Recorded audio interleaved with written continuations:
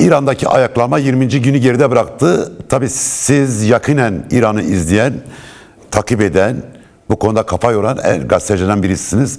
Bize son durumu özetler misiniz? Yani bugün itibariyle İran'daki durum nedir? Sizdeki aldığınız bilgiler, sağlıklı bilgi alınabiliyor mu İran'dan? İlk önce öyle başlayalım.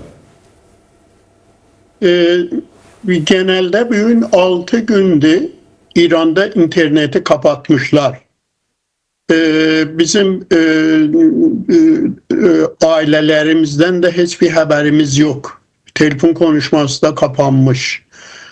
Onun için bazı konsulgerler Tahran'da onlar internetlerin açık koymuşlar. Onlar ki onlara yakın olduğu yerlerde ya sınıra yakın olduğu yerlerde açık internetlerden bir kısa zamanda filmler ya haberler dışarı geliyor. Bu haberlerde biz görüyoruz ki çok sayıda ölü var bu hastanelerde.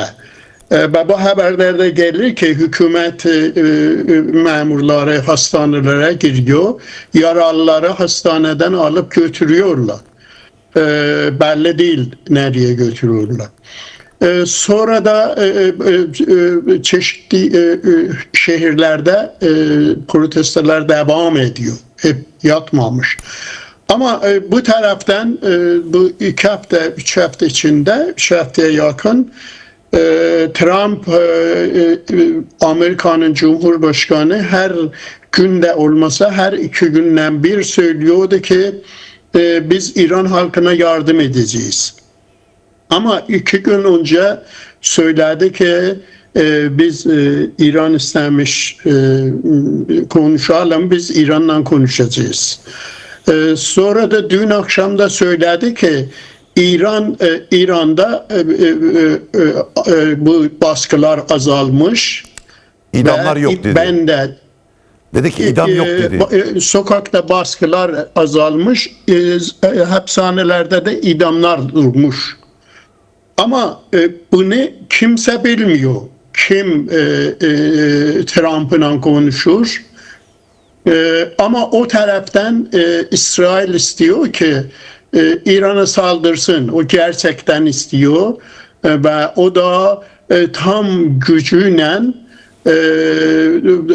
Rıza Pahlavi eski İran Şahı'nın oğlunun arkasına gitmiş. Onu haberlerde bilmem televizyonlarında İran'ın lideri göstermek ya İran halkı eski hükümeti istiyor. Evet. Halbuki bu da büyük bir yalan. Rıza Pahlavi'nin İran'da yanlısı var ama az bir gruplar bunlar. Genelde işçi kesimi, kadınlar, öğrenciler, bilmem emekliler, hükümeti hiç istemiyorlar. Bu taraftan da sadece bunlar bu hükümete yetişmeden indiden diyorlar ki biz 57'lileri yani 79'lar ki Şah rejimini saldılar. Biz hükümete yetişse bunların hepsini asacağız. Yani hiçbir şey ama bunu genelde bu Rıza Pahlavi yanlıları televizyonlarda söylüyorlar. Bu yurt dışında bu gösterilere bu solcular ki diyorlar ya onlar ki diyorlar İran halkı Şah'ı istemir, Khamenei'ni istemir, yeni bir hükümet kurmak istiyorlar, modern bir hükümet, seküler bir hükümet. Bunlara saldırıyorlar. Yurt dışında da çeşitli toplantılara bunlar baskı yapıyorlar. Evet. Bunun arkasında sadece İsrail, Amerika ama İran halkı genelde bu hükümete karşı bu 47 senede diktatör bir sisteme karşı bu hükümeti istiyorlar ki kendi güçleriyle yıksınlar. Onlar biliyorlar ki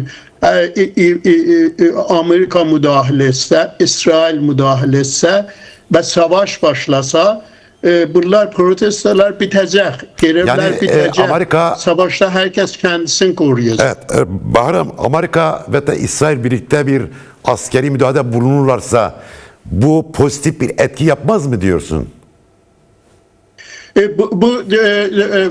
Bu etkisi bu olacak ki halkın isteği hükümeti çevirsinler. Bu halka karşı bir şey. Niye karşı bir şey? Çünkü savaşta kimse greve girmez, sokaklara dökülmez, protesto yapamaz. Çünkü savaş var. Bir taraftan savaş, bir taraftan da savaş neden olur ki hükümet daha baskıların çok azsın. Daha söylesin bunlar şimdi hükümet öldürenleri diyor ki bunlar İsrail'den gelmiş. Amerika göndermiş. Yani bu defa diyor ki hepsi bu ölenlerin sayısı biz gerçekten bilmiyoruz. 500 kişi, 1000 kişi, 2000 kişi, 12 bin kişi, 20 bin kişi diyorlar. Ama biz hiçbir şey bilmiyoruz. Gerçekten kaç kişi oldu. Onu biliyoruz ki bu 6 gün internet kesildiğinde hükümetin isteği buydu ki burada katliam yapsın. Sokaklarda öldürsün. Gösteriyor pastorlar, bilmem polis sokaklarda halka saldırıyor. Çok çocuklar ölmüş. 8-9 tane çocuk ölmüş bu baskılarda. Ama buna göre, bana göre ya gerçekten bir savaş başladığında halk kendi korumasını düşünecek, evini, çocuğunu korumasını düşünecek. Da hükümete karşı devrim yapacağız onu unutur. 8 sene İran-Irak savaşı var idi. İlk başladığında çok insanlar diyordular ki İran hükümeti halkına karşı bu savaşa devam edemeyecek. Ama savaşın 2. yılından Saddam Hüseyin barış istiyordu. Ama Hümeyni dedi ki biz savaşa tam Irak'ı İslam hükümeti kurana kadar devam edecek. 8 sene bu savaş devam etti. Evet. Milyonlar Iraklı, İranlı öldü. Evleri dağıldı ama iki hükümet de bu savaşta yıkılmadı. Yani savaş hiçbir dünya çapında göstermiş hükümetin yıkılığına neden olmaz. O da uzaktan İran, Amerika ne İran'la sınır adı Venezuela kimin ne İsrail. İsrail'in İran'ın 1200 kilometre fasilesi. Ona göre bunlar hava saldırısıyla da bu hükümet yıkılmaz. Bu hükümetin 3-4 milyon yanlısı var. Evet, peki bir şey sormak istiyorum. Şimdi çok büyük bir halk ayaklanması var birçok merkezde. Yani %30 şehirde olduğu söyleniyor. Şu andaki mevcut durumu tam bilemiyoruz. Çünkü senin de söylediğin gibi internet kesik, telefon görüşmeleri olmuyor. Sağlıklı bilgi alamıyoruz. Ama bu 20 günlük direnişe baktığımız zaman, bu ayaklanmaya baktığımız zaman Molla rejimi, mevcut rejim baskıyla, katliamla bu ayaklanmayı önleyebilir mi? Yani ömrünü uzatabilir mi yoksa artık bir yıkımla karşı karşıya? Amerika müdahale etsin ve etmesin. Bak çeşitli senaryolar var şimdi. Diyelim bu baskıyla hükümet bana göre sadece sokaklarda halk protesto yapmasıyla hükümet yıkılmaz. O zaman yıkılar ki sokaklarda protesto olsun, fabrikalarda işçiler greve girsin,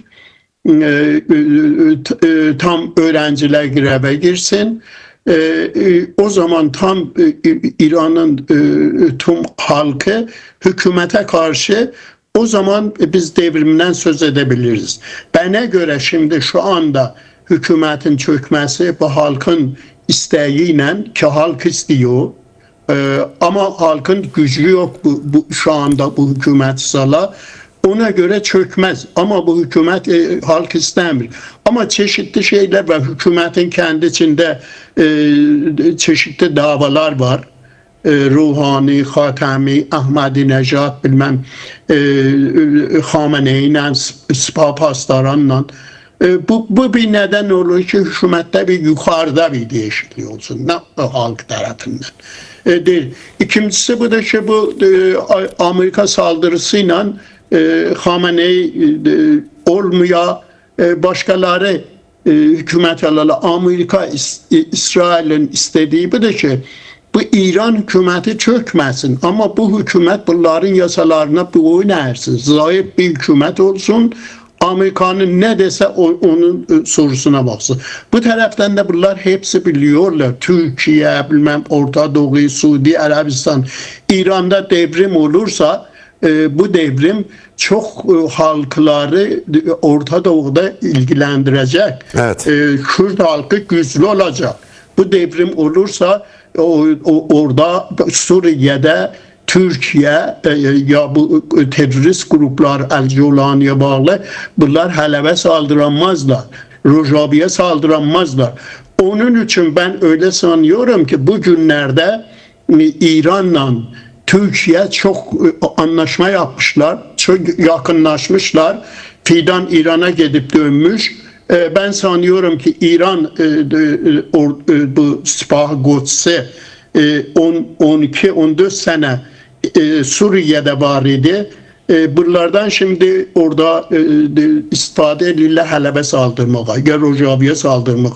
İşbirliği yapmaya bunların genelde bir işbirliği bu Kürt halkına karşı, evet. PKK'ya karşı, PJK karşı. Onun için bu hükümetler hiçbir istemir. Amerika başta gele İran'da bir devrim olsun. Ama bunlar istiyorlar ki bir değişiklik yukarıdan olsun hükümetin içinde. Halk baskısıyla olmaz.